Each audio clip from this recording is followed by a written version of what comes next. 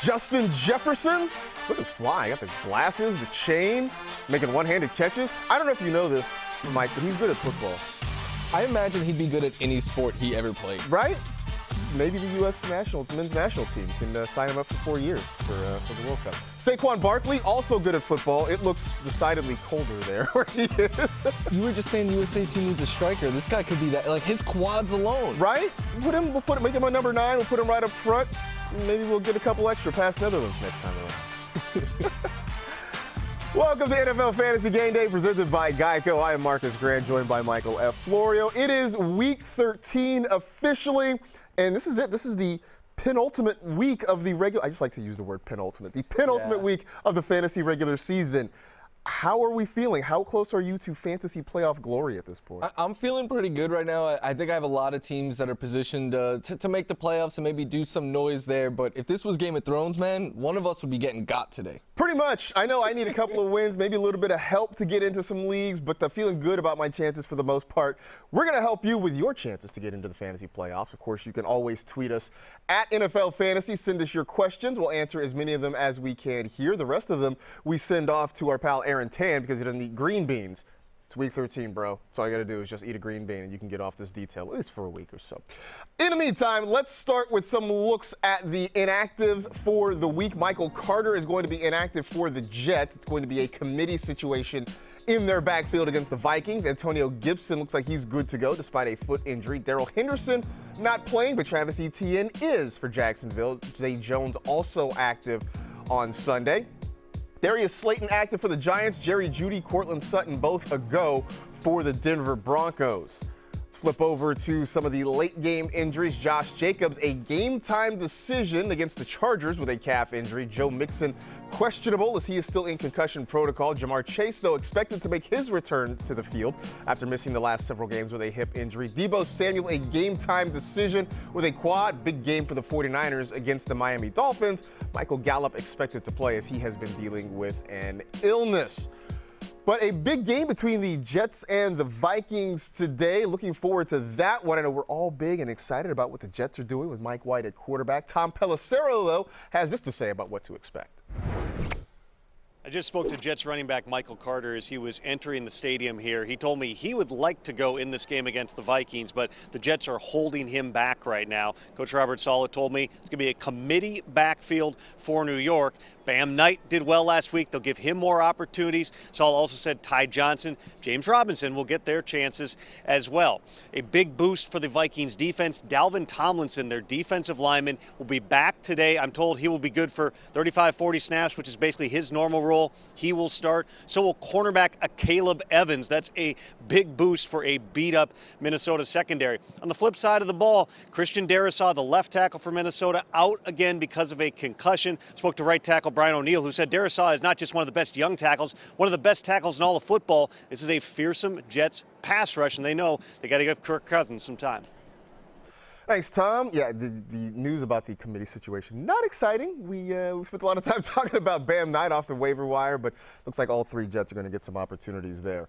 Some other big news of note, Justin Fields is expected to play today. He's been nursing a shoulder injury. We've been monitoring that situation pretty much all week long. So you and I were talking before the show. I know I have a situation where I'm debating between Justin Fields or Joe Burrow.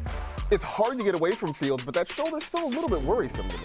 Yeah, and in a position like that, if you have a guy like Joe Burrow, I'm okay getting away from Justin Fields. But then there's another, I have a couple of spots where I have Fields and I don't love who my backup quarterback is, and I'm just going to go with the upside play in Justin Fields. I expect that if he's out there, the Bears feel confident that he could stay healthy and at least is healthy enough to play. And I would anticipate, maybe like Rank said, maybe he slides more, but I think he'll still run. I mean, the running is the big thing, right? That's what we want out of him. So the fear is hopefully he doesn't take a hit on that shoulder, re-aggravate it. I'm not expecting him to throw for a ton of yards, but if he can rush for over 100 yards, get a touchdown or two, whether through the air or on the ground, I think you feel good about Justin Fields. The Lions have activated rookie wide receiver Jameson Williams. We have not seen him on a football field since he tore his ACL in the college football playoff championship game last season. A lot of folks have had him stashed. Look, I know I have leagues where I had him stashed on IR for a long time. If you have him, What's your level of confidence, knowing that he's going to be on a snap count? Would you put him into a lineup today against the Jaguars?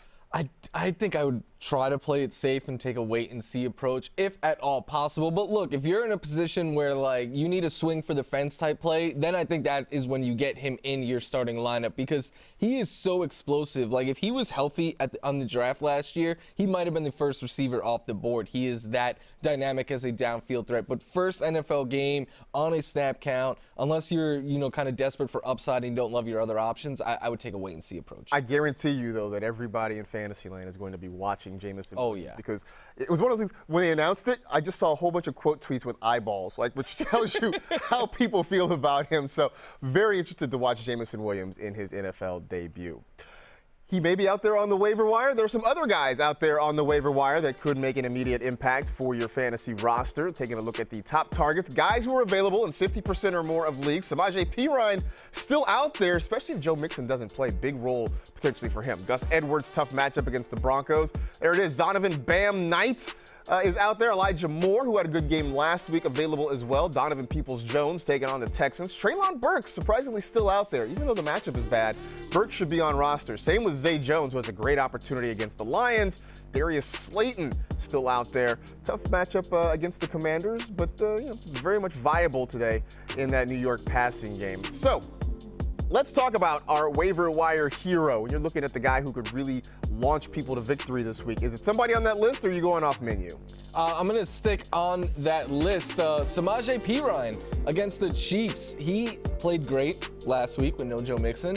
He's done that in the past. Whenever Joe Mixon sits, this guy gets the bulk of the work. He gets the targets. He gets the goal line work. We know he's going to get plenty on the ground. And right now, I mean, as of 9:08 Pacific time Sunday morning, Joe Mixon is still in the concussion protocol. You obviously have to keep a close eye on that. But if Mixon sits, I think Perine is very much so in play. I want to go with Bam Knight. His mom calls him Zonovan. And I liked him a whole lot. I know Tom Pelissero sort of throwing a little bit of cold water on that with the idea that Ty Johnson and James Robinson could get touches. But we saw him step in and really be effective last week. And I think that could be the same. The matchup is very good. The Vikings have struggled against running backs this season. And I do like that Knight can get some targets in this one. So maybe the ceiling is a little bit lower just because there are other guys who are going to get touches in this offense. But I do like Knight as a flex option if you need help at the running back spot or just need a flex to put into your lineup.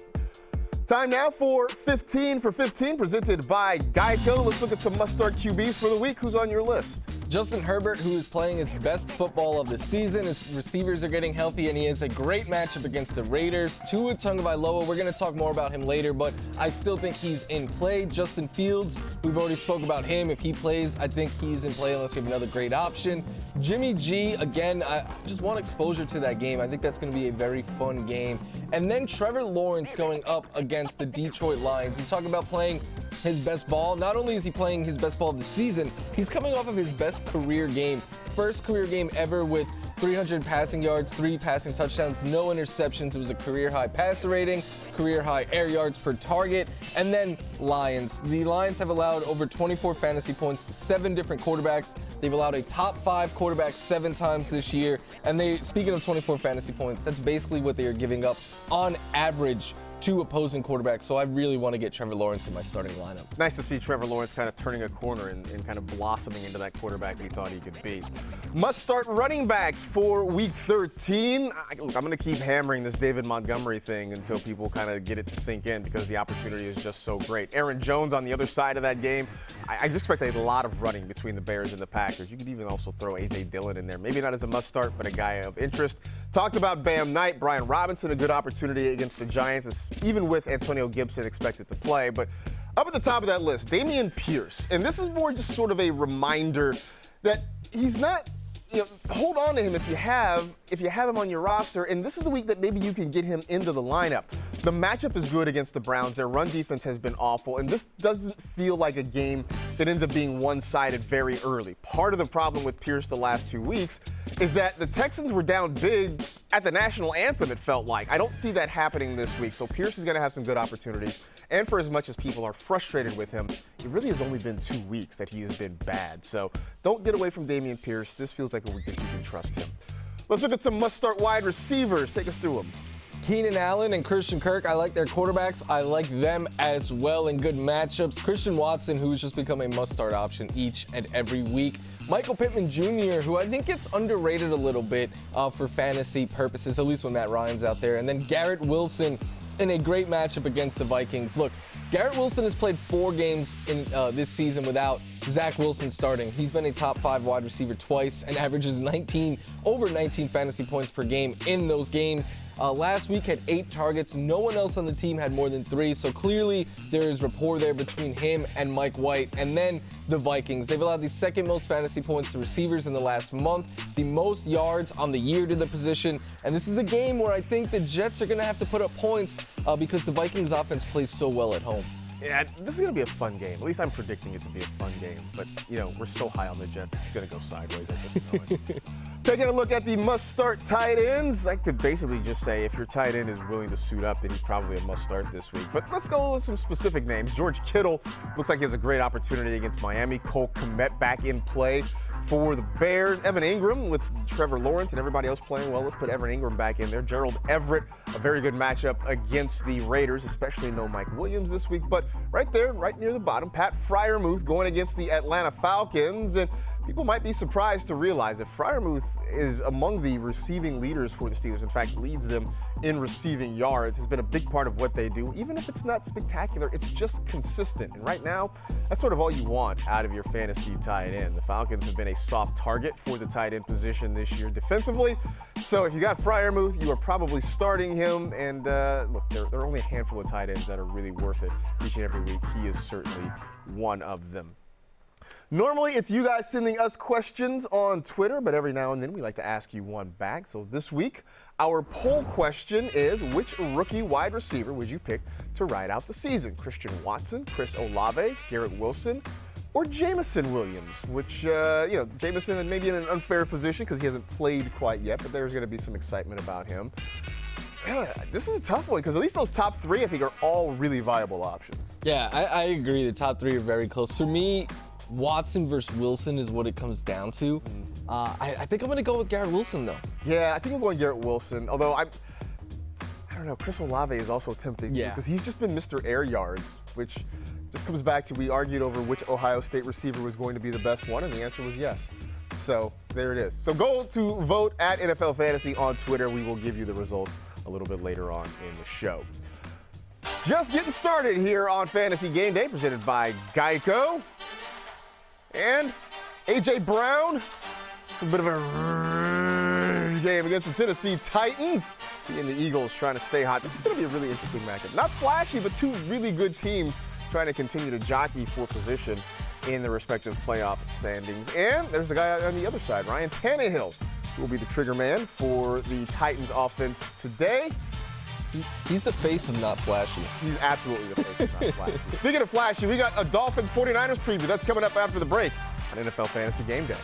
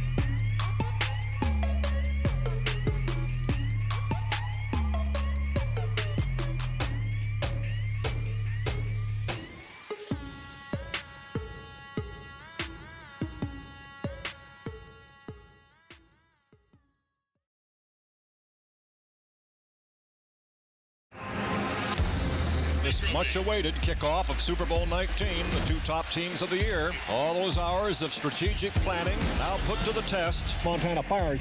Craig gets it and goes in for a touchdown. Marino rolls to his right, flips to the corner of the end zone, complete for a touchdown. Montana, he's going to run it himself. He's into the end zone. Touchdown, 49ers! That's it. The 49ers trounce the Dolphins in Super Bowl 19. Montana, the most valuable player in the game.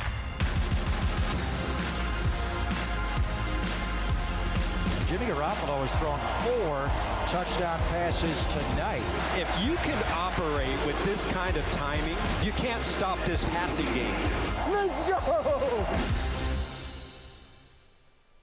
The Niners and Dolphins once played in a Super Bowl, as you saw right there. Some folks are saying maybe they could meet in a Super Bowl again this year. Fun fact, they played that game at Stanford Stadium before it was renovated. It was all wooden bleachers, and before the Buccaneers won a Super Bowl in Tampa Bay, that was the closest a team had ever come to playing in their own home stadium for a Super Bowl. As someone who hates bleachers, I don't think I would have enjoyed that. No, probably not. Probably not would not have been fun. But anyway, a big one today between the Dolphins and the 49ers. Welcome back to NFL Fantasy Game Day, presented by Geico, by the way. He is Mike. I am Marcus.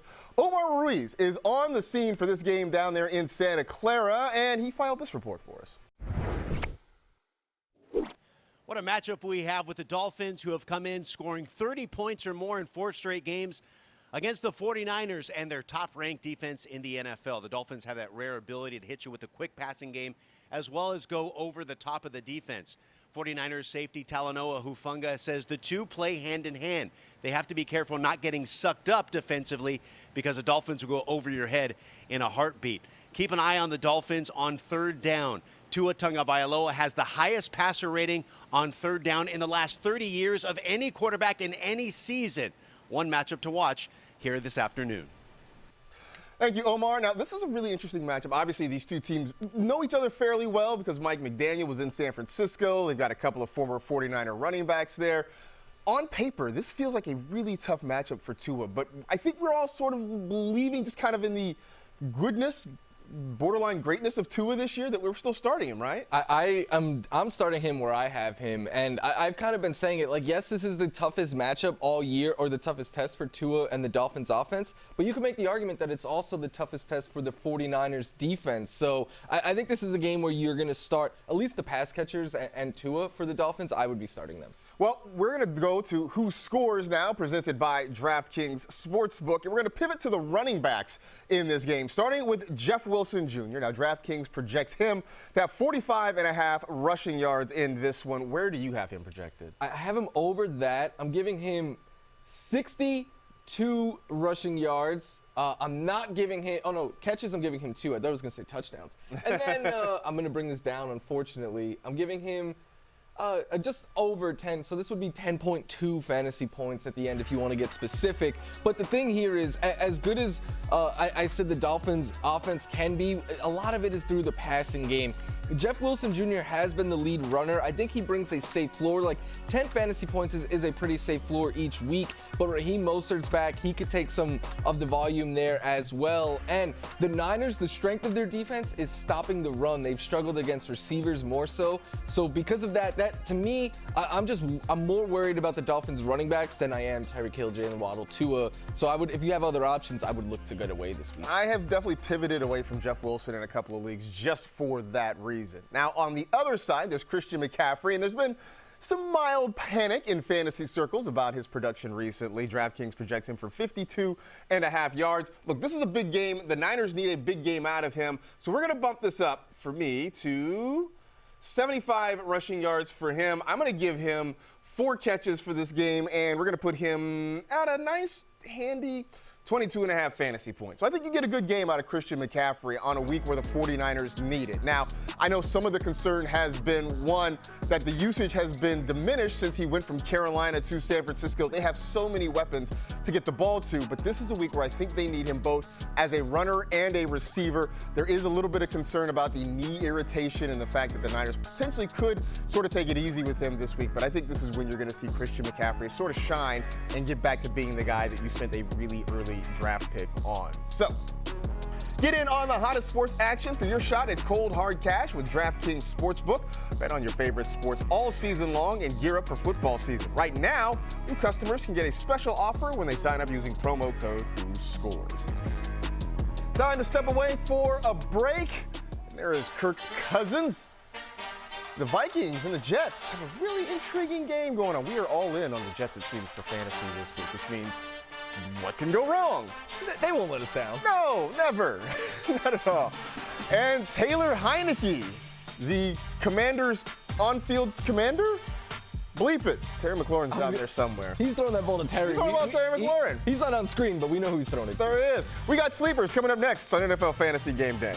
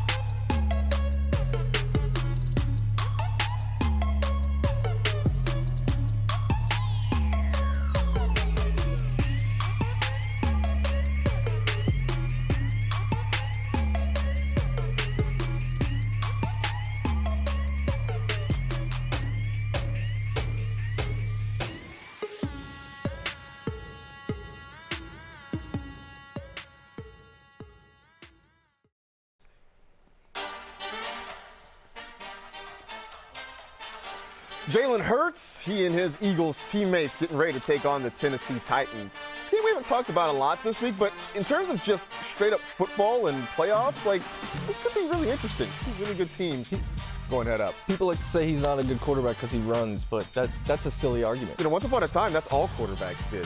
Before the invention of the forward pass, quarterbacks just ran the ball. That was just a thing. And call him Danny Dimes, call him Vanilla Vic. His mama called him Daniel. Daniel Jones in the Giants. Wearing the throwbacks. He's I love those uniforms. He's like the Phil Simms, late 80s, Lawrence Taylor kind of throwbacks. I kind of dig them today. The Giants and the Commanders get ready to go head up. Welcome back to NFL Fantasy Game Day, presented by Geico. He is Mike. I am Marcus. You can keep sending us your questions at NFL Fantasy. Let's get to a couple of them right now, if you don't mind. This one from DJ Loop Beats, which I'm guessing he makes loop beats. Should I start Cordero Patterson or DeAndre Swift? So some tough running back decisions here. Yeah, this is one that our Parker is debating as well. I'm going to go with DeAndre Swift. I just don't love how either one of them is being used, and I think Swift has a little bit more explosiveness there for him. I am encouraged by Deuce Staley saying that he looks better, he looks like he's understanding things more, and I think that was some of the reason he was seeing fewer opportunities. Plus, he's completely off the injury report this week. So I think the arrow's pointing up for DeAndre Swift, so that is the direction I would go as well. Next one from MJ. I don't know if that's anyone, Tyson, Jordan, Jackson, anyway. Waddle. Acosta Ruiz. Right, Acosta Ruiz, exactly. Jalen Waddle, DK Metcalf, or Devonta Smith. You're just loaded at wide receiver. You just want the world to know that's what's happening here. For me, I think I go DK Metcalf. It comes down between Metcalf and Waddle. I just like Metcalf's matchup more, even though I'm saying start your Dolphins. This is a different circumstance. I'm gonna go outside the box here. I'm gonna say Devonta Smith just against that Titans secondary, and it could be an interesting game. So we've helped you absolutely not at all. Pull a name out of a hat. Good luck to you. Taking another look at some of the injuries to take note of. Michael Carter is inactive. Look for a three-headed attack in the Jets' backfield. Antonio Gibson is active. Darrell Henderson won't play. Travis Etienne will. Zay Jones should be on the field for the Jaguars. Darius Slayton is active for the Giants. And the Broncos will have their two top wide receivers with Jerry Jeudy and Courtland Sutton. For the late games, Josh Jacobs, fresh off his 300-yard performance, is a game-time decision. Apparently that calf couldn't stand all the running that he did last week over the Seahawks. Joe Mixon, questionable, still in concussion protocol, but Jamar Chase expected to make his return this week. Deebo Samuel, a game-time decision for the 49ers. Michael Gallup is expected to play for the Dallas Cowboys. Talked about that Titans-Eagles game, a big one, even though it hasn't necessarily gotten a whole lot of attention from us for fantasy purposes. It has a lot to do with actual football, but let's hone in on that fantasy aspect. Mike Giardi is there, and he's got the latest.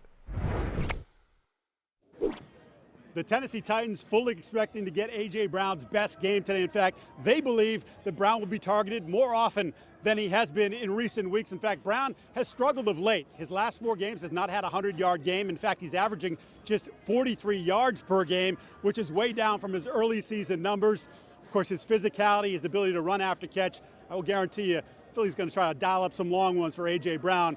Meanwhile, for the Titans, Treylon Burks is on the come. The rookie had his first 100-yard receiving game 2 weeks ago against Green Bay, then had 70 yards and his first NFL touchdown this past week. He has developed a good chemistry with Ryan Tannehill, one that continues to grow, and Tannehill actually trusting him now to go up and get those 50-50 balls.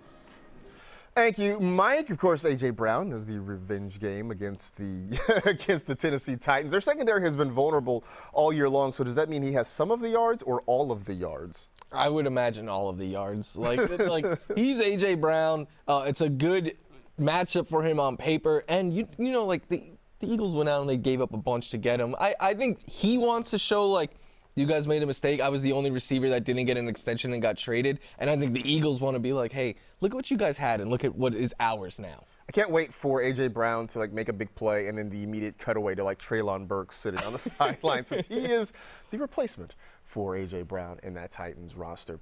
Time now for Fantasy Insurance, presented by Geico. The moves that can make or break a lineup, a.k.a. sleepers. So who is your sleeper for the week? Sticking with the giving the Jets way too much love right now, I'm going to go with Elijah Moore, who last week without Zach Wilson had his best game in quite some time. I mean, it was just a couple of weeks ago we were like, why is this guy in a milk carton? Why are they not throwing him the ball? But last week, only 2 targets. One of them went for over 40 yards, and the other went for a touchdown.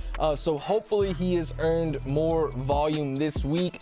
He played really well with Mike White last year. White likes throwing to the slot receiver, which is where Elijah Moore does a lot of his damage. And then, again, the Vikings have greatly struggled against receivers. This could become a game where the Jets have to put up points if the Vikings can get over on the Jets' defense. So Elijah Moore worth a shot in deeper leagues. For those of you sick of us talking about the Jets, here's another Jet. I'm going with Mike White against the Vikings defense, because he came in and really injected some life into this Jets offense. He's spreading the ball around. I mean, that's why we like Elijah Moore. It's why we like Garrett Wilson this week. The Vikings secondary has been vulnerable all season long, and depending on what happens, this could be a higher scoring game this week. I don't expect it to be a full-on track meet, but there could be some points scored, and it's just good to see this offense sort of come to life with these pass catchers involved. And I think Mike White has a nice opportunity. Look, I am sitting here staring at a dilemma between Kirk Cousins and Mike White. They're both going in the same game. Right now, I think I'm leaning toward Miguel Blanco. So we'll see. Stay tuned for more. Flex starts. The guys that we put in that little flexible spot in the lineup, who you got this week? Not a Jet. Not a Jet. All right. I know, surprising. Branching out. I'm going to go with Zay Jones, who is coming off of his best game of the season, but it's nothing new. Like, Zay Jones not only has double-digit targets in 2 straight games, he's done so in 3 of his last 5. This Jaguars passing game, I said at the start of the show, like, Trevor Lawrence is playing his best ball of his career, and what I love for fantasy is it's very funneled. The volume is going to Christian Kirk and to Zay Jones, and this is a great matchup against the Lions, who've allowed the 3rd most fantasy points to opposing wide receivers. Plus, the Lions could put up points, the Jags could put up points, both of their defense give up a lot of points. This could be a very fun game for fantasy purposes. I think it's going to be a really fun game for fantasy purposes. It might get sloppy at times, but for me, I don't really care. I just want to see points. I'm looking at Brian Robinson with the Commanders. I liked him a little bit more before I knew Antonio Gibson was going to play, but even still, a potentially limited Gibson means some good opportunities for Robinson. I know he has not been the most efficient runner this year, but lately the Giants have been very vulnerable on the ground. I don't expect to see a lot of points in this game. This could be sort of an old school grind them out sort of thing between these two offenses. And I do think Brian Robinson has a good opportunity. And maybe he even catches a couple of passes. He has not been quite as involved in the passing game, but maybe he sees a few more targets if Gibson is not at 100%. So we asked you on Twitter about which rookie wide receiver you would pick to ride out the season with. And right now it's Chris Olave in the lead. He is ahead of Christian Watson. You got Garrett Wilson coming in the 3rd slot, Jameson Williams, who we're excited about, but we haven't actually seen yet. So he is admittedly sort of in an unfair situation here. But Chris Olave getting some love right now. I mean, he's been great. I think it just makes me sad because he could be so much better if Jameis was playing and not Andy Dalton, sorry. Very curious to see what the Saints do with their quarterback position next year, because that's going to impact a whole lot of people there. You can still vote, of course, at NFL Fantasy on Twitter. By the way, the 2022 college football playoff matchups are out. Georgia gets the 1 seed. Ohio State slides in there after USC's lost on Friday. Oh, the pain in my heart. Number 2 is Michigan. They'll get TCU. Alabama is left on the outside looking in despite Nick Saban's pleas yesterday to maybe get some love there. Finally, right? A year without Alabama. Terry McLaurin, he of the Ohio State Buckeyes, getting ready. I'm sure that's on his mind. I'm sure he's already been told about it if he didn't know already. But if not, I'm sure someone has gotten in his ear to say his Buckeyes are in the playoffs this year. Then on Nick Chubb, down in Houston, taking on the Texans. He is a Georgia Bulldog, so he's happy too. He's happy too. They are the number 1 seed. I don't know anybody that's going to beat Georgia. That team looks really good. Somebody said that the only team that can beat Georgia right now might be the Kansas City Chiefs. That's how good they look.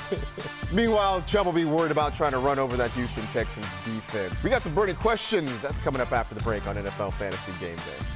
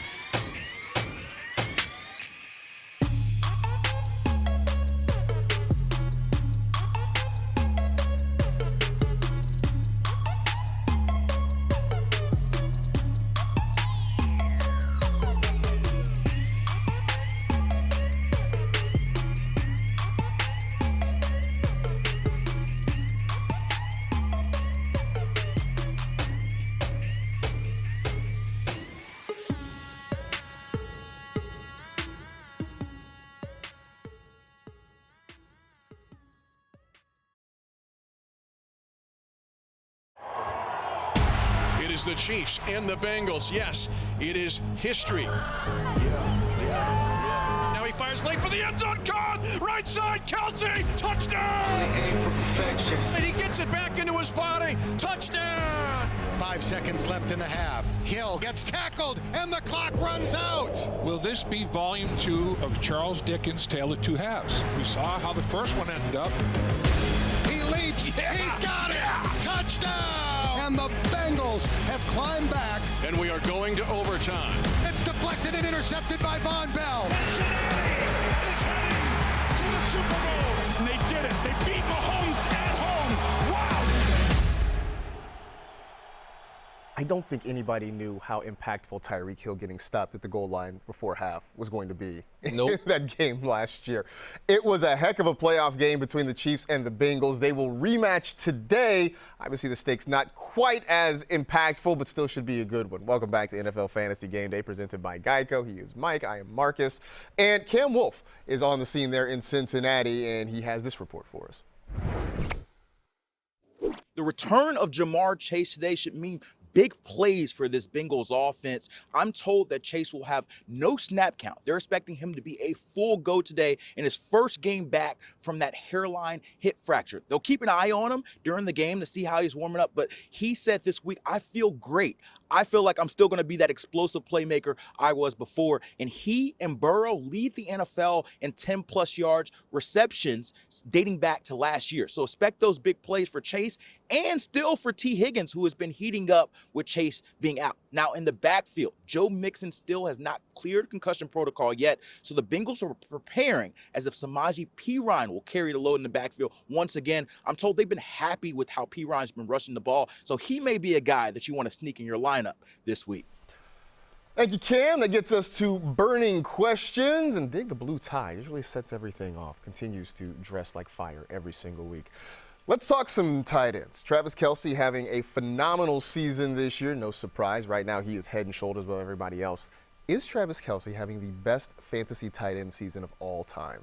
I mean, best week is up for interpretation. I would say most dominant, no question about it. Like, and when Gronk was dominant, right, there was Jimmy Graham. When it was Tony Gonzalez, there was Antonio Gates. There's always another, like a complimentary tight end, a B, usually multiple guys that are like, all right, these are the elites, and then there's a big drop off. This year, it's Travis Kelce, and then that's it. He's averaging 7 fantasy more points per game than Mark Andrews, who is supposed to be like his rival. 7 fantasy points is a touchdown plus the catch, the point for the catch on the touchdown each and every week. I mean, yeah, right now, I'll continue to say there is no bigger advantage in the 2022 season than having Travis Kelce on your roster. There really isn't. I did go back and look, though, because you did have the season for Gronk when he had 1,300 yards, 17 touchdowns. And I don't know if Kelce gets to 17 touchdowns this year. That seems like a bit of a stretch. But, man, Gronk at his best was absolutely super dominant. And, look, look, the game was different then, but I mean, guys like Antonio Gates, as you mentioned, Tony Gonzalez, those guys were great. But Travis Kelce definitely etching his name in the fantasy history books with what he is doing this year. Next one, will we see vintage Aaron Rodgers? Now, we know he is at least in partial ownership of the Chicago Bears, coming off a bit of an injury, still banged up. But will we see vintage Aaron Rodgers against Chicago? I don't know if we'll get vintage Aaron Rodgers, but we might get as vintage as he can be at this point in his career, because not only does he thrive against the Bears, and I mean, just Adam Rank throwing a cake out alone shows us how both sides get super fired up for this game. Even more so than that, though, Marcus, the Bears' defense has just been bad, and they're banged up. They allow a ton of production on the ground and through the air. So if Rodgers doesn't have a good game this week, then you get to be very worried.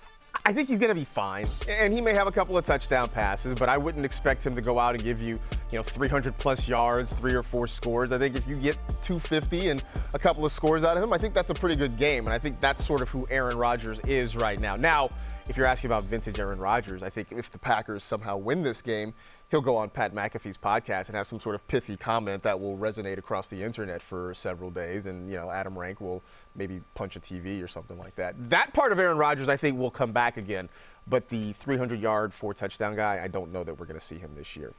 Last burning question, should we be concerned at all about Mike Evans, who's in the midst of a prolonged slump? I think so, especially given the matchup this week. Not only does he, always not only struggle with Marshon Lattimore, usually end up just fighting each other on the field, but Tom Brady greatly struggles against the Saints. And if your quarterback is struggling to put up numbers, the receivers are going to struggle as well. But I still think, like, I have Mike Evans in my league of record, and I have not even considered sitting him. So it would take, like, you'd have to have another great option to get away from him. That's sort of the thing, is that, yeah, the production hasn't been there, but the ceiling is still high. We know who Mike Evans can be when the Bucs offense is going well. We'll see what happens, but it's not a great matchup this week on Monday night against the Saints. As you mentioned, Marshon Lattimore is back, which means there may be a rumble between the two of them. Who knows? But I would say that I am concerned about it. But again, it's hard to get away from him unless you have some other just really amazing options on your roster. Get to a couple more questions here. You can send them to us at NFL Fantasy. This one from the iPad baby, which I think this was probably sent on a Surface. Tua or Lamar? I'm worried about the Dolphins line, but I like that matchup better. Yeah, I'm going to go with Tua there. It's a tough matchup for Tua. It's an even tougher one for Lamar, who has been struggling. And again, I don't think it's his fault. I think it's everyone around him, but I would still put Tua. Yeah, Lamar's been asked to play a lot of hero ball, and it's going to be tough to do against this Broncos defense with no real pass-catching threats outside of maybe Mark Andrews. It's a much different situation. A lot more weapons for Tua to get the ball to there with the Miami Dolphins. This one from 49ers, is that 49ers Texas, TX? Okay, sure. Debo or Samaje Perine? With Mixon out, I want to go with Debo. Now, we know he's questionable, but I think it's trending in a positive direction. If the good thing is these are both afternoon games, so we'll know if Mixon is playing or not. And same with Debo. If Mixon sits, I would go Samaje Perine. If Mixon ends up suiting up, I would go with Debo. Yeah, I think I like Perine a little bit more just because I think he has a clearer path to more touches. Debo, we talk about Mike Evans being in a slump. Debo's numbers are down too, especially since the arrival of Christian McCaffrey. But I understand the dilemma. Tough call when you're looking at those two options. Time for a break. We still got a little time left. Derrick Henry, now on paper, it's like a great matchup against the Eagles. And Derrick Henry's a great running back. It just feels like a no-brainer. Looking for El Tractorcito to run today very much against Philadelphia. And hey, look, it's more Jets. Just what you need. More Jets. Garrett Wilson and his Jets teammates getting ready to see if they can take flight against the Minnesota Vikings. We got Sunday Funday coming up next. NFL Fantasy Game Day presented by Geico.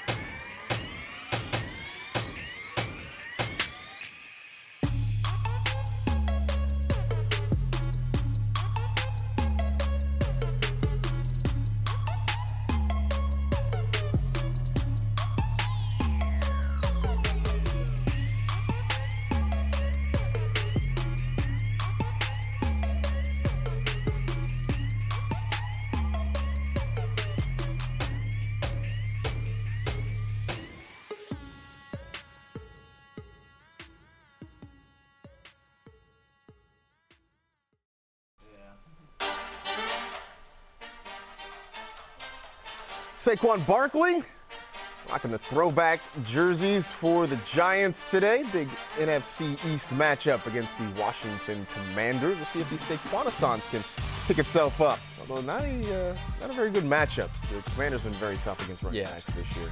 But in that jersey, I don't know. I mean, that might just change everything. Hey, look, it's the Jets. We haven't talked about them at all this week. Patrick Claybon would be so happy right now. Both New York teams, man. It's amazing.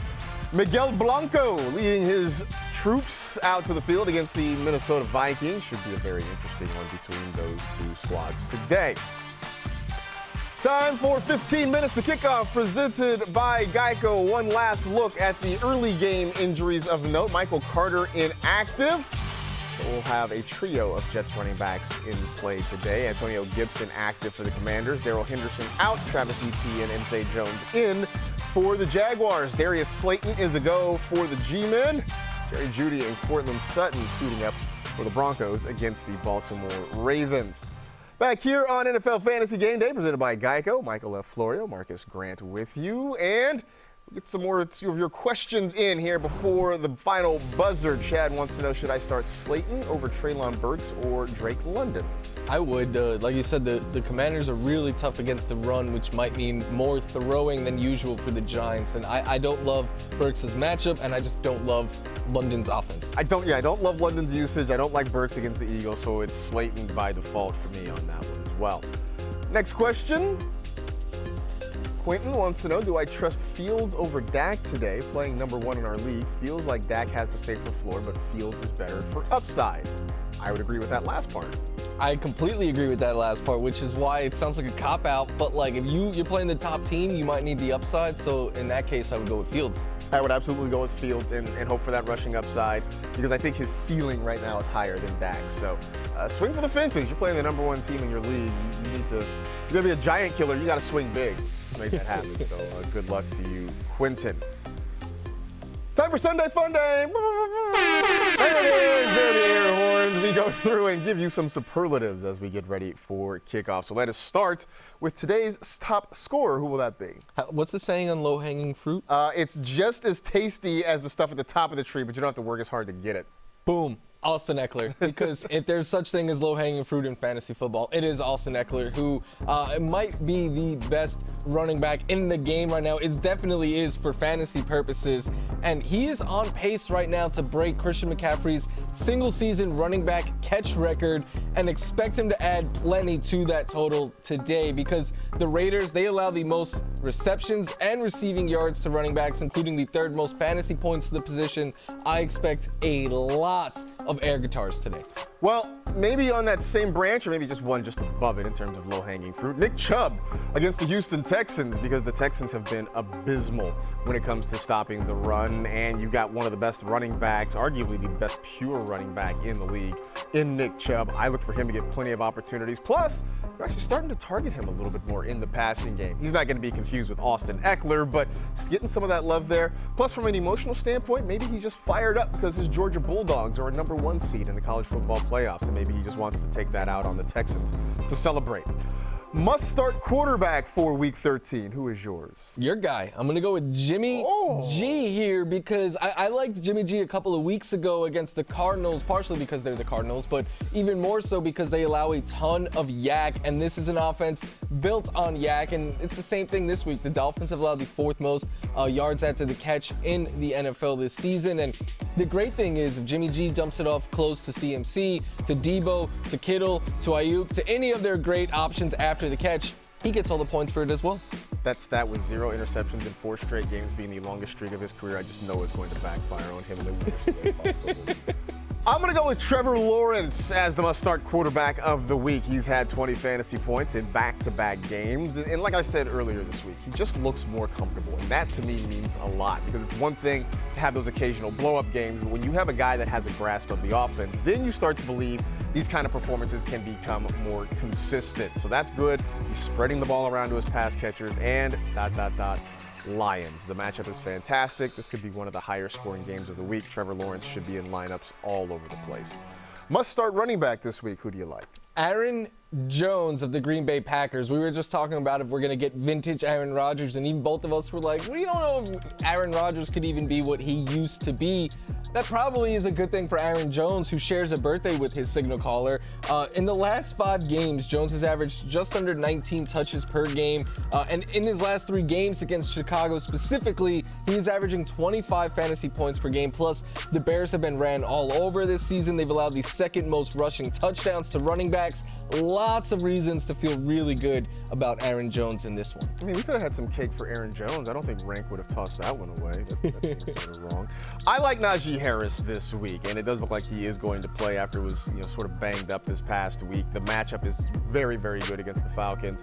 And Harris is playing a little bit better in recent weeks. I think some of it has to do with Kenny Pickett also looking better, so it means that the Steelers have a viable passing game that defenses have to look out for. That's opened up some things for Harris. Plus, the Falcons have just been gashed. You see that there, giving up the 7th most fantasy points per game to running backs this season. So Najee Harris, not going to look like the guy you probably spent a top 5, top 6 pick on, but I think he's starting to turn things around right now. Must start wide receiver today. Giving a lot of Packers some love right now because Christian Watson, he has been playing great football right now. And you could take the touchdowns away even. 100 yards in 2 of his last 3 games. He's just getting more and more involved. And he has shown us that he could win downfield. He could win after the catch. And most importantly, he is their go-to guy in the red zone. So in this great matchup, he's a must-start in seasonal. But I like him in DFS as well. But don't take my word for it. We now have a DFS article on the site written by Joel Smith. Right. So go check out that article and go give Joel a follow on Twitter. NFL.com/DFS picks. Go check it out. I like Devonta Smith as a must-start wide receiver this week, and we talked about A.J. Brown and how great he potentially can be against that Titans secondary. And, when they don't throw to A.J. Brown, they're probably going to be throwing it to Devonta Smith. This, I think, is going to be a big game for Jalen Hurts and the Eagles passing game. Smith has sort of been what you expected him to be. He's a guy with a, semi-stable floor, but a potentially high ceiling. This seems like more of a ceiling game for him. I do think the Eagles throw the ball effectively. I think both Smith and Brown are heavily involved. Must start tight end, which generally is a living, breathing, wearing a uniform on a Sunday tight end, but specifically if we're going to pick a name, who do you pick? I'm going to go with George Kittle here, who's been very up and down this season, but a couple of weeks ago against the Cardinals, he went off. And again, like I said with Jimmy G, it was because of everything that he can give you after the catch. So because the Dolphins struggle mightily in that regard, I think George Kittle's in play, and especially against tight ends. They've allowed 19 fantasy points per game in the position in the last month. That is the 2nd most in the NFL. I talked about Pat Freiermuth a little bit earlier. I'll talk about Pat Freiermuth again right here because he is really a rock in that Steelers passing game. He has been good, whether it's been Mitch Trubisky, whether it's been Kenny Pickett. He's been a guy that you can count on consistently. And again, it's not flashy, it's not spectacular. You're not going to look up and suddenly you're getting a Travis Kelce kind of number from Freiermuth. But at this point in the season, if you're just looking for consistency out of a tight end, Freiermuth is giving that to you on a week-to-week basis and facing a Falcons defense giving up a lot of targets to tight end. So I expect Freiermuth to do some work for you in week 13. Must start defenses this week. Who do you like? The Dallas Cowboys, because the Colts, not only do they allow the most fantasy points per game to opposing defenses, they're up there with sacks given up, with turnovers, and yeah, they're facing the Cowboys, who lead the NFL in sacks right now. Matt Ryan struggled mightily last week when he was under pressure. I expect the Cowboys to bring it, and it's been a while since we've seen a pick 6 out of Trayvon Diggs. This feels like a spot where he might just go home run hunting this week. I wouldn't be surprised. I mean, that's the thing with Trayvon Diggs. He can hit a home run. He might give up some big plays too, but you know what? The upside seems like it's worth it. I think you got to start the Seahawks defense this week. And early in the season, we were picking on them. Then it got to a point where like, hey man, this defense actually isn't as awful as it seems.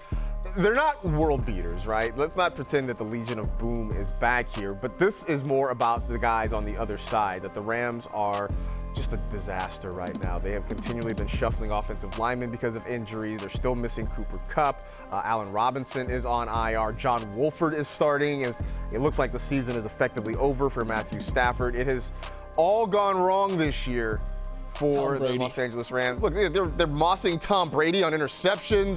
That's what the Seahawks do, apparently. Don't pick on Tariq Woolen, but I do think you pick on the Seahawks defense to start against the Rams this week. That gets us to our bold prediction for Week 13. If we're going to get nuts this week, what are we going to look at? I think, and I've been expecting this guy to break out for a while now, but this is the week. George Pickens is going to break out in a big way with over 100 yards and a touchdown against the Atlanta Falcons. Part of it is Atlanta Falcons, right? Like, they allow the second most production to wide receivers in fantasy. They really struggle there. But George Pickens has the same number of fantasy points as Deontay Johnson on something like 40 less targets this year. He makes a video game circus-like catch each and every week. Maybe it's a good idea to start giving that alpha wide receiver the ball a little bit more, and I think they will in this good matchup. I mean, the Pickett to Pickens connection, it seems like it's growing. This seems like an opportunity for them to try and expand that if they can. I'm looking at some wide receivers in that Jags-Lions game. I know we've talked a lot about the Jaguars, but I also want to give some love to the Lions because I think both Christian Kirk and Amon-Ra St. Brown can be top 5 wide receivers in a game that has the potential to be a track meet between these two squads. We know what Kirk has been doing all year long. He's been a top 10 receiver. Amon-Ra St. Brown has been great every time he steps on the field. Both their quarterbacks lean on these guys heavily. I think that happens again this week, and both of them have some solid outings. Before we get out of here, let's take a look at the poll that we asked you earlier in the show. Which rookie wide receiver would you pick up to ride out the season with? And your winner, Chris Olave. And Christian Watson coming in second, Garrett Wilson in third, Jamison Williams in the final spot. But we will get to see Jamison Williams. I'm excited about that. I know, it's been a while since he's been on the field, just coming up from that knee injury, but I'm curious to see what he's going to do this week. Already a game that we think could be high scoring and has a lot of fantasy aspects in it, and now it's just another one with maybe the most exciting player in the game now being active. Yeah, it's going to be fun. It's one more weapon to add for that Lions passing game. Jared Goff, I kind of like him as a sleeper this week as well. Hey, we appreciate you hanging out with us here on NFL Fantasy Game Day. Enjoy Week 13. Hopefully you get closer to the playoffs, and we'll talk to you next week, everybody.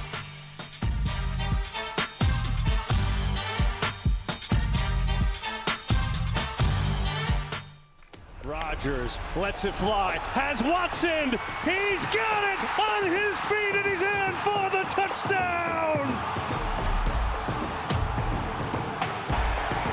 He'll throw to the end zone, he's got a wide open man! And a touchdown to Darnell Mooney! Here's Harris.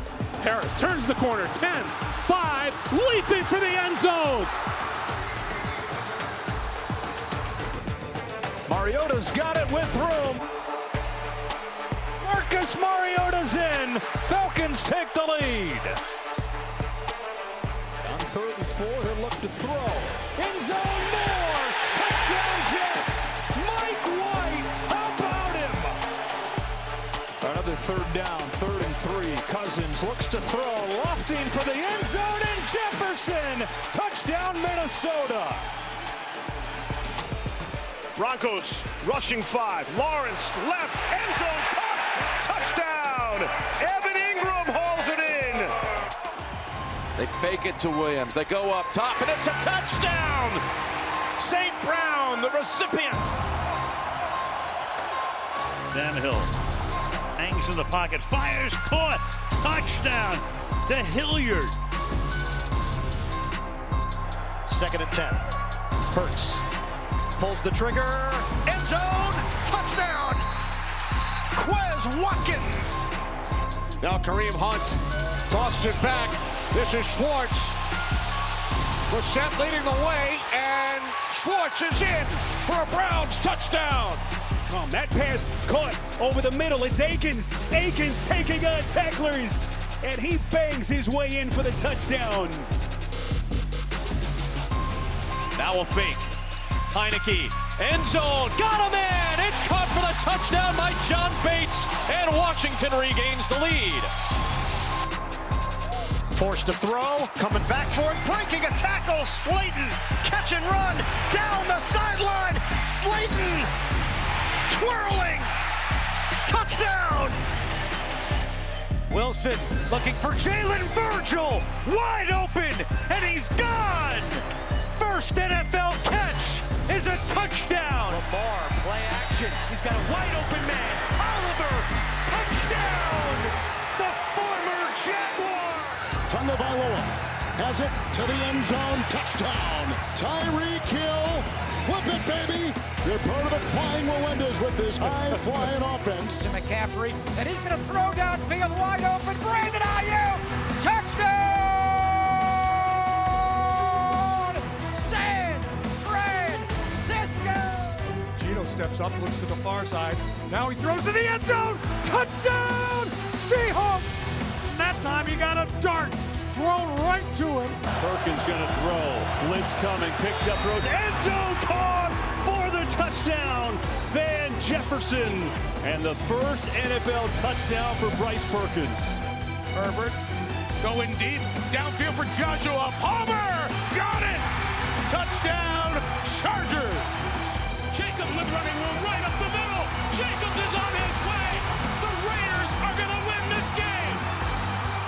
Kelsey alone on the right. Coming across to the left. On the run, Kelsey. Kelsey, touchdown! Burrow protected, gets hit a bit. Higgins, what a catch! Wow, touchdown Cincinnati as he took it away from Greedy Williams.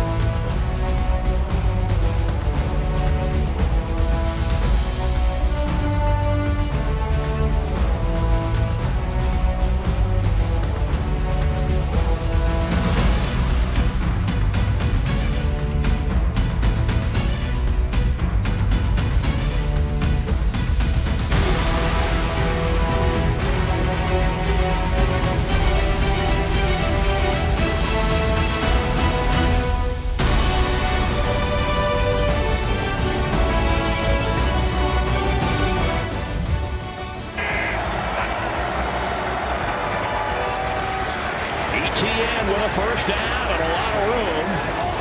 Ball came out as he was hit around the 37-yard line. He missed practice time this week because of that foot injury.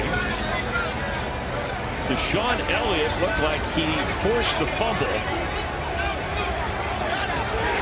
Lions have the football.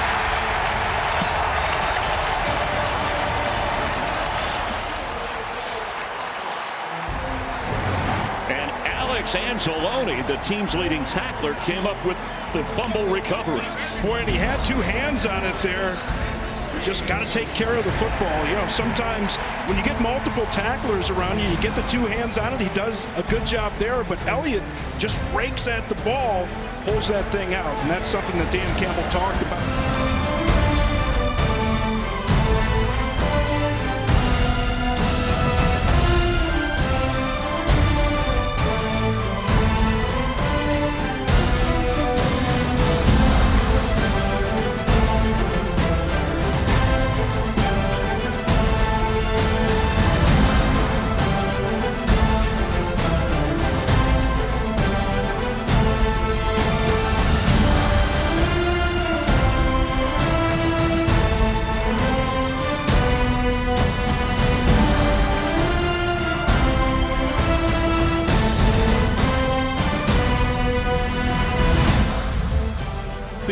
hits the hole and he goes. And he hits the 1,000-yard mark for the third time in his career. Jones, ball comes loose.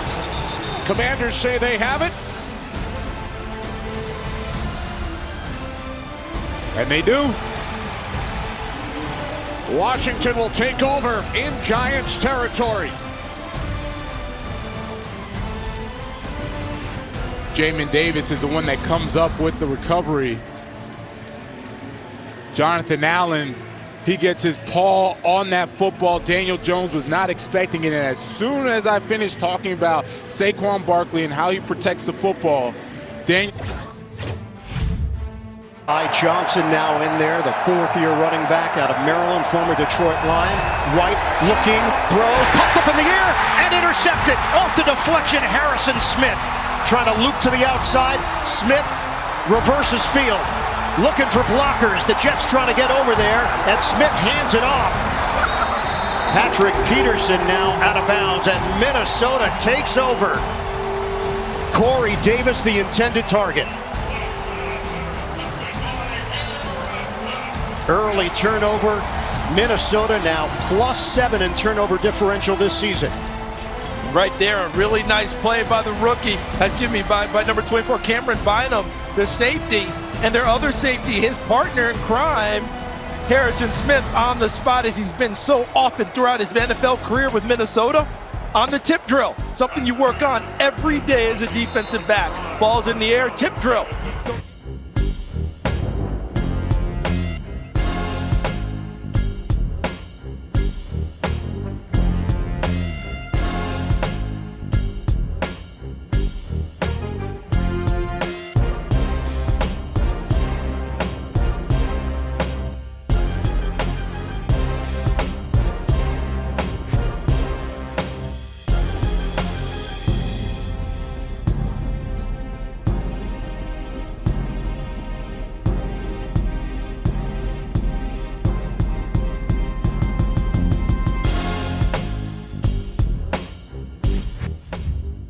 In the backfield.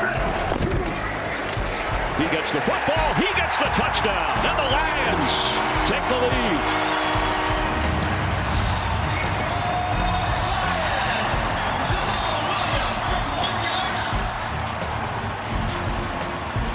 It started with the defense. Jags opening possession, but the second lost fumble of the year from ETN. The Lions take it away. Yeah, look at the concentration here from Amon-Ra St. Brown. Not just tracking the football, but knows that he's going to take a hit. And then on the right side of the formation, gets a block there as well.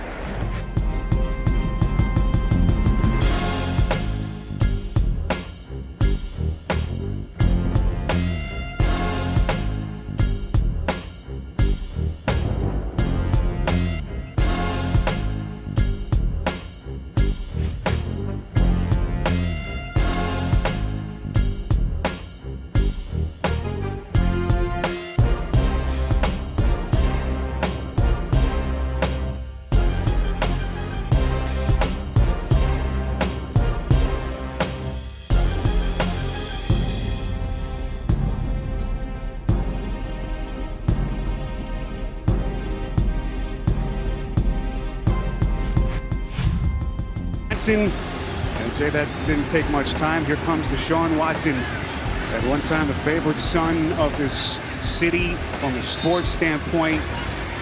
Smile on his face as he takes the field for the first time as a member of the Cleveland Browns. I think Kevin Stefanski is going to help him with this play calling. Heavy dose of run. You'll get some RPOs, maybe a couple of quick screens just to get him comfortable early in this game. You know, he hasn't played in 700 days. He's been practicing. They had a whole plan going all the way back to OTAs to get him ready for this moment right here. Here's smattering of boos here as Watson takes the field for the first time. Same deal when he first came out for his warm-ups about 90 minutes before kick. Verification of the spot. So Land Clark and his officiating mates trying to sort through the confusion. They will mark it down at the Browns' 43-yard line. Another quick peek. Quatoriano unable to squeeze it. Officials deem that it never hit the turf. Yeah, he didn't have possession. It didn't hit the turf. It goes up. You get the catch and 2 feet in bounds. Leads to the interception. So Watson begins under center and gives to Nick Chubb. And Chubb's going to get close to the 50-yard line as we take a look at the starters around Watson. And Jay, you just alluded to it, and Stefanski told us last night, normal volume in terms of the playbook as they try to get him as comfortable as they can early in this game. Yeah, he had the whole playbook from the preseason. So during the suspension, he worked with his quarterback coach. They had wide receivers out there running the plays, couldn't have communication with the coaches that whole time, but they could try to implement that offense as much as they could on their own. On 2nd and 3, Watson's first strike is incomplete. It's headed for Amari Cooper, well played by Steven Nelson. Anders checks back in a running back. Hurts again all day, going deep for the end zone. He's got it. Smith in for the touchdown.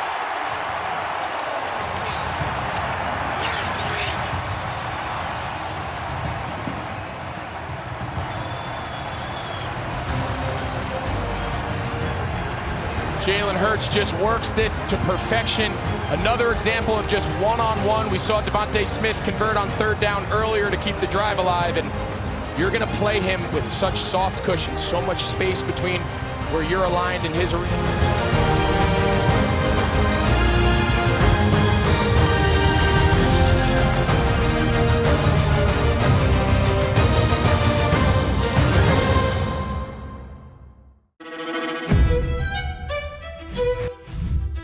Because this is all about the run for the Chicago Bears. This is a big element to it. Justin Fields, the quarterback run, and he sharply and smartly slides down. It'll be shy of the line to gain by about a yard. And I love this aspect of their offense, right? I mean, Justin Fields, not only are you going to go through the scramble drills, but this is a design play. You see Whitehair come across the trap underneath there. That's one. Fake it one way, let your quarterback go, and then get down safely, protect.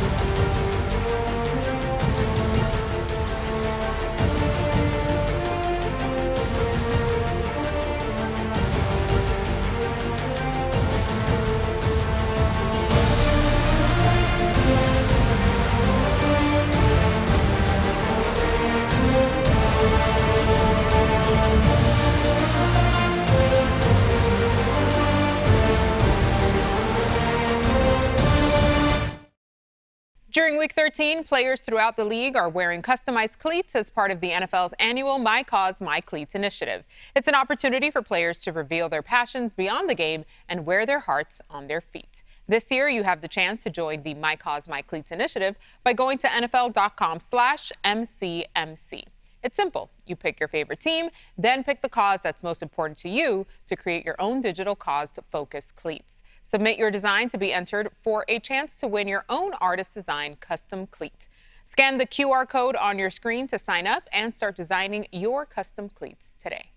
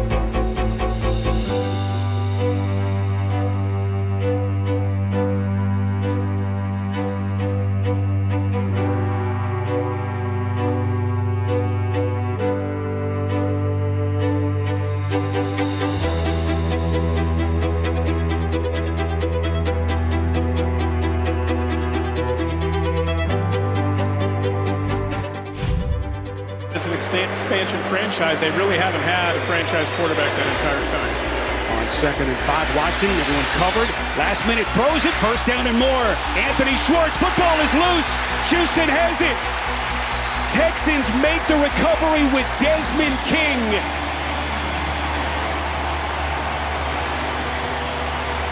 And another big early turning moment in this opening quarter.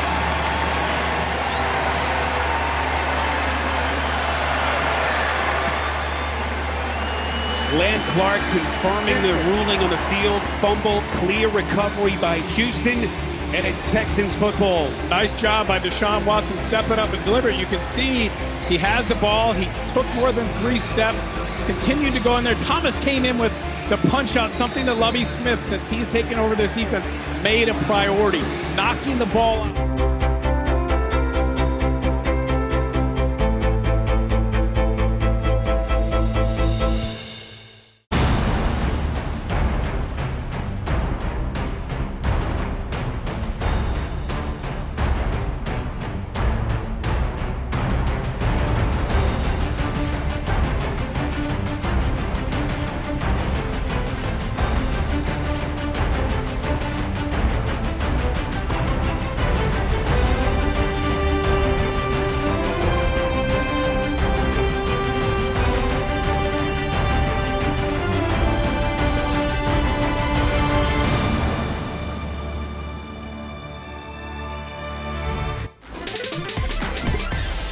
Got to work on the wire, folks. Yeah, you got to be consistent with your work on the wire. Don't relax when you have a good team. I'm old and I'm a dad, so no, I didn't do anything at all. Although I'm going to take the kid trick-or-treating tonight. That should be a whole lot of fun. I'm going to give him for 275 passing yards in that range. Those are our starts and sits for the week. If you want more, of course, you can always go check it out at NFL.com/start and sit.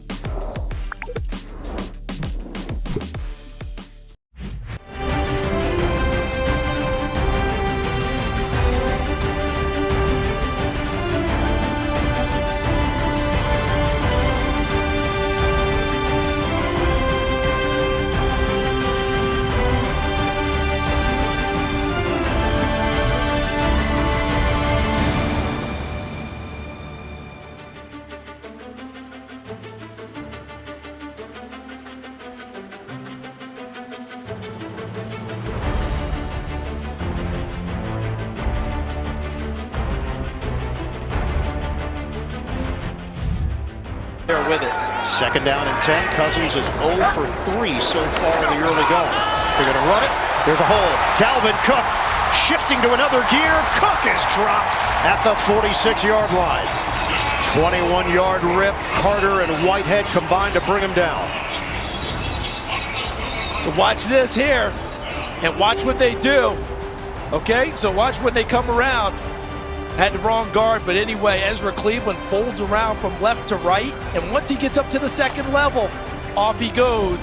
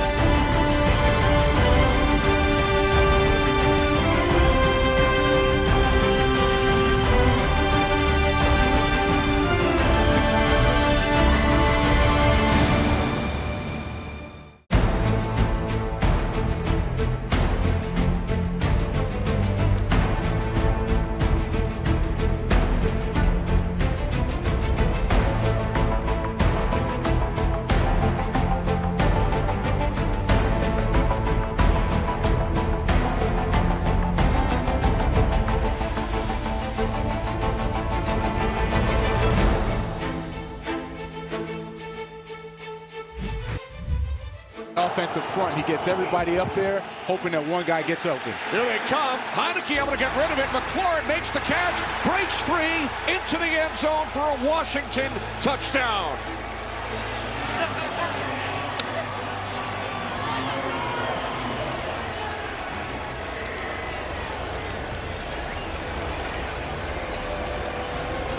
Man, Azeez Ojulari was so close.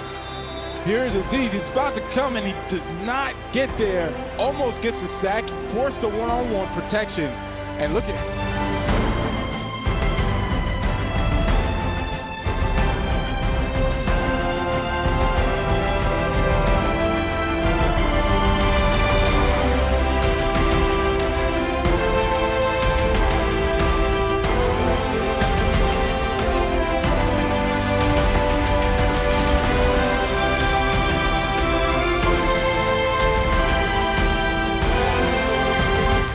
Wrestling Podcast Studio.